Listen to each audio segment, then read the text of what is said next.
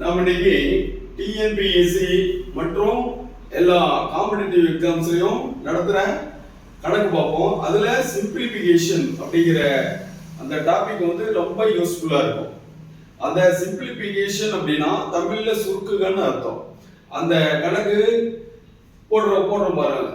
The multiplication by using formula, சூத்திரத்தை பயன்படுத்தி எவ்வாறு கணக்கு ஈஸியா போடுறது அப்படிங்கறதா பாருங்க. 47 into 47 plus 53 into 53 into 2 into 47 into 53. இத எப்படி வந்து கணக்கு வந்து ரொம்ப லென்த்தியா இருக்கு, பார்க்கும்போது நமக்கு பயமா இருக்கும். ஆனா எவ்வளவு சிம்பிளா போடுறோம் பாருங்க. இப்ப இந்த 47 47 a ஸ்கொயர், இந்த ஒரே நம்பர் இருக்கா, அதனால a ஸ்கொயர் போட்டுக்குவோம். இது ரெண்டும் வேரியேஷன் நம்பர் இருக்கா, இது வந்து b ஸ்கொயர் போட்டுக்குவோம். பிளஸ் இந்த 2 அப்படியே 2 போட்டுக்குவோம். இந்த a தான் இங்க கொடுத்திருக்கோம், அதனால a போட்டுக்குவோம். இந்த b வந்து 53 b is equal to a plus b whole square. இதுதான் கணக்கு. இதனுடைய அப்ரிவேஷன் தான் இது. ஓகேவா? இப்ப a யும் b யும் கூட்டி நம்ம அதை மல்டிப்ளை பண்ணா போதும். இப்ப a யும் b யும் a வந்து 47, b வந்து 53. இது ரெண்டையும் கூட்டினா என்ன வருது? 100. 100 ஸ்கொயர் பண்ணா 10,000. கணக்கு வந்து எவ்வளவு லென்த்தியா இருந்துச்சு, இப்ப எவ்வளவு சிம்பிளா முடிச்சிட்டோம் பாருங்க.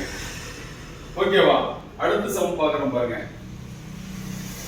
91 into 91 plus 78 into 78 minus 2 into 91 into 78. இதுவும் அதே மாதிரி ஃபார்முலாஸ் யூஸ் பண்ணி எவ்வளவு சிம்பிளா போடுறோம் பாருங்க. இப்போ இது ரெண்டுக்கும் ஒரே நம்பர் இருக்கிறதுனால a ஸ்கொயர் கொடுத்துக்குவோம். பிளஸ் இது ரெண்டும் ஒரே நம்பர் இருக்கிறதுனால இதுக்கு b ஸ்கொயர் கொடுத்துக்குவோம். இந்த மைனஸ்க்கு மைனஸ் போட்டுருவோம். இந்த 2 இந்த 91 வந்து a கொடுத்துருக்கோம், அதனால a போட்டுக்கிறோம். இந்த 78 b கொடுத்துருக்கோம், அதனால b போட்டுக்குவோம். இதனுடைய அப்ரிவேஷன், இதனுடைய ஃபார்முலா என்னன்னு கேட்டா a minus b whole square. இதுதான். இப்ப அந்த a minus b, a b கழிச்சு ஸ்கொயர் பண்ணா முடிஞ்சு போச்சு. இப்ப a என்னது? 91. b என்னது? 78.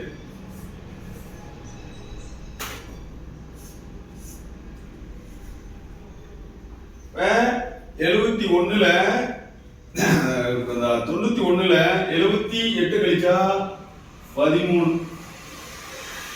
இப்ப 13 ஸ்கொயர். 13 into 13 எவ்வளவு? 169.